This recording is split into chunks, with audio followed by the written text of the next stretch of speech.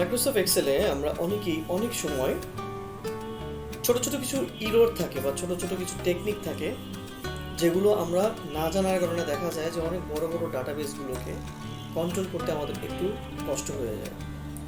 তো বন্ধুরা, আজকে আমরা দেখি যে কিভাবে মাইক্রোসফট এক্সেলের ইফ ফর্মুলাটা কিভাবে ইউজেস হয় এবং ইফ ফর্মুলা দিয়ে আপনি আসলে এক্স্যাক্টলি কোন জিনিসটা বের করতে পারবেন। এটাই আজকে আমি আপনাকে এই টিউটোরিয়ালটার মধ্যে দেখাবো এবং ইনশাআল্লাহ আমি তার সাথে পার্সেন্টেজ কিভাবে বের করে, যদি খুব সিলি একটা ফ্যাক্টর এটা, তারপর আমি আপনাদেরকে বের করে দেখানো শেখাবো এবং আশা করছি যে এই টিউটোরিয়ালটা আপনাদের জন্য হতে যাচ্ছে খুব সুন্দর একটা টিউটোরিয়াল। যারা একদমই এক্সেল সম্পর্কে জানেন না বা যারা ফান্ডামেন্টালটা স্টেজটাতে আছেন বা যারা ইকুয়েশনসগুলো ভালোভাবে মনে রাখতে পারেন না, তাদের জন্য খুব নর্মাল ওয়েতে একটা নর্মাল জাস্ট এক্সাম্পল দিয়ে আমি চেষ্টা করবো যে আপনাদের এই ফর্মুলাটা ধরিয়ে দেওয়ার জন্য এবং পার্সেন্টেজ ফর্মুলাটাকে সেটা বোঝানোর জন্য। তো চলুন বন্ধুরা, আমরা শুরু করছি এবং শুরু করার আগে আপনাদের কাছে একটা জিনিস তো অবশ্যই বলছি যে যদি আমার এই চ্যানেলটা আপনাদের কাছে ভালো লাগে তাহলে অবশ্যই সাবস্ক্রাইব করবেন, লাইক করবেন, শেয়ার করবেন এবং অবশ্যই কমেন্টস করবেন। তো চলুন বন্ধুরা, আমরা আজকে জেনে নিই যে কিভাবে আমরা এই ফর্মুলাটা ব্যবহার করবো। দেখুন, এখানে একটা র শিট আছে, আমি র শিটটা আপনাকে দেখাই। এই যে ডাটাবেসে দেখেছেন যে সুমন ঢাকাতে আছে, ওর 1,20,000 টাকা সেলস টার্গেট, ও অ্যাচিভ করেছে 60,000 টাকা। কত পার্সেন্ট অ্যাচিভ হয়েছে? ডেফিনেটলি 50%। এই পার্সেন্টেজ কীভাবে বের করলো সেটা আমি আপনাদেরকে দেখাবো। এবং যদি আমি ইফ ফর্মুলা বলেছি যে যদি সে 50%-এর উপরে কেউ এভারেজ সেল করে থাকে বা তার টার্গেট ফিল আপ হয়ে থাকে তাহলে আমি তাকে প্রমোট করব, আর যদি 50% নিচে হয়ে থাকে মানে বিলো হয়ে থাকে তাহলে আমি কিন্তু তাকে প্রমোট করব না। আমি জাস্ট এটাই বুঝিয়েছি। সো বন্ধুরা, এই সেম জিনিসটা আমি আপনাদেরকে এই টেস্ট শিটে দেখাচ্ছি।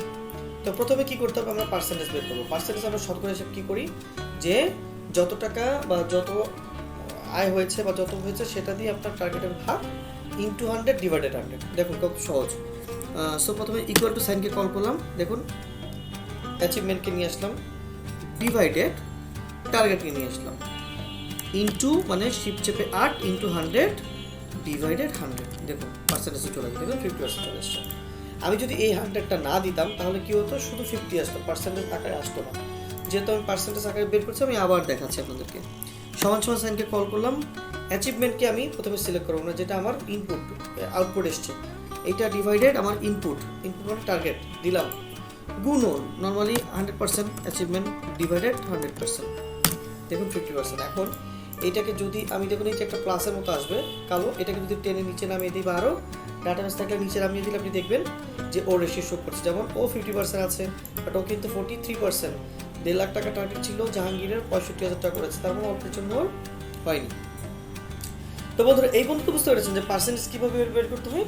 সো পার্সেন্টেজ আমার বের করাটা কিন্তু হয়ে গেল। এখন পার্সেন্টেজ বের করার পরে আমি যেটা করবো, আমি রিমার্কসে যাবো, রিমার্কসে গিয়ে আমি রিমার্কসটা বের করার চেষ্টা করবো। ওকে, তো রিমার্কসে গিয়ে আমি এখানে ইফ ফর্মুলাটা ব্যবহার করবো। ইফ ফর্মুলাটা ব্যবহার করার জন্য আমাকে যেটা করতে হবে, ভালো করে খেয়াল করবেন, ইফ ফর্মুলা দিয়ে কী বোঝানো হয়েছে। ইফ ফর্মুলা দিয়ে বোঝানো হয়েছে যে যদি আমি এটা করি তাহলে ওটা কেমন হবে, যদি আমার এই রকম হয় তাহলে ওই রকম হবে। মানে একদম সহজ সবটা অ্যান্সার।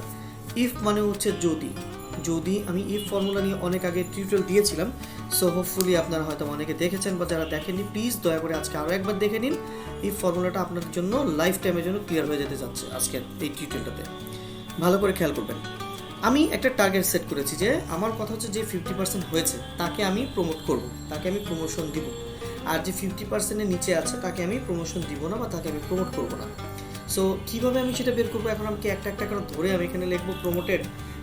এখানে যদি আমার লাখ ডাটা থাকে, যদি হাজার ডাটা থাকে, সেই ক্ষেত্রে আমি ইফ ফর্মুলাটা সুন্দরভাবে ব্যবহার করতে পারি। কীরকম দেখুন, আমি ইফ ফর্মুলা লিখতে গেলে অবশ্যই সমান সমান সাইনে কল করবো, ইফ, কিবোর্ড থেকে ট্যাপ প্রেস করলাম, চলে এসছে লজিক্যাল টেস্ট। আমার লজিক্যাল টেস্ট কী বলে, যে আমার লজিক্যাল টেস্ট হচ্ছে এই ভ্যালুটা, মানে এইখানে যেই ভ্যালুটা থাকবে সেইটা যদি আমার 50% অথবা সমান 50% হয়, ভালো করে খেয়াল করবেন, আমি এই ভ্যালুটাই তো বের করবো, তাই না? এই ভ্যালুতে যা থাকবে সেটাই আমার অ্যাচিভ, মানে সেটাই আমার প্রমোটেড বা নট প্রমোটেডের বিষয়।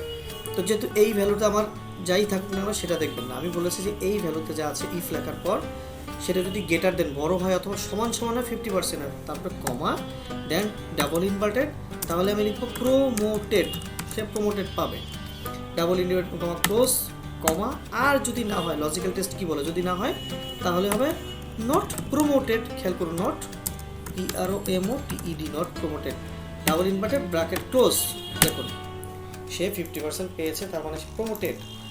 যে 50% পায়নি সে প্রমোটেড হবে না। দেখুন কীভাবে হবে আমি আরেকবার দেখাচ্ছি, আমি কেটে দিচ্ছি। সমান সমান সাইনকে কল করলাম, ইফ যদি ব্র্যাকেট আনলাম, যদি আমার আমার এই ভ্যালুটা চলে গেছে, আমি এটা ডিলিট করে দিচ্ছি। সমান সমান ইফ যদি আমার এই ভ্যালুটা এটা যদি আমার গ্রেটার দেন অথবা সমান সমান 50%-এর উপরে হয়, দেন সে প্রমোটেড হবে। ডাবল ইনভার্টেড কমা দিলাম, PROMOTED প্রমোটেড, ডাবল ইনভার্টেড কমা আবার কমা। আর যদি না হয় তাহলে কি হবে, তাহলে সে নট প্রমোটেড হবে, NOT PROMOTED not promoted. Okay, enter press করে দেখুন ও প্রমোটেড আসছে, কারণ 50%-এর উপর সেল কিন্তু হয়েছে। এখন আমি এই যে প্লাসটা সাইন আছে এটা যদি টেনে আমি দেই তাহলে বুঝতে পারবো কি দেখলাম আমি। দেখুন মোটামুটি সবাই প্রমোটেড, 2 জন পাচ্ছে না, কারণ সে 43% করেছে, সে 38% করেছে। তা আলটিমেটলি কী দাঁড়ালো, আমি ফর্মুলা দিয়ে আমি লাখ লাখ ডাটাবেসকে বের করতে পারবো যে কারা প্রমোটেড পেলো কারা প্রমোশন পেলো না। এখন কথা হচ্ছে যে আমার এখানে যদি ডাটাবেস অনেক থাকে, তাহলে এই কোন প্রমোটেড কয়টা নট প্রমোটেড কয়টা কীভাবে আমি চিনবো, সেটা হচ্ছে সেক্ষেত্রে আমি কিন্তু কালারিং করতে পারি। বাট কালারিং না করে কিন্তু আমি আরেকটা কাজ করতে পারি, সেটা হচ্ছে কন্ডিশনাল ফরম্যাটিং ইউজ করতে পারি। এটা কীরকম, কন্ডিশনাল ফরম্যাটিং ইউজ করতে গেলে আমাকে প্রথমে আগে এই ডাটাবেসটাকে সিলেক্ট করতে হবে, গিয়ে আমি কন্ডিশনাল ফরম্যাটিংয়ে যাব, হাইলাইট সেল রুলস, এখানে দেবো ইকুয়াল টু দিয়ে আমি লিখবো নট প্রমোটেড,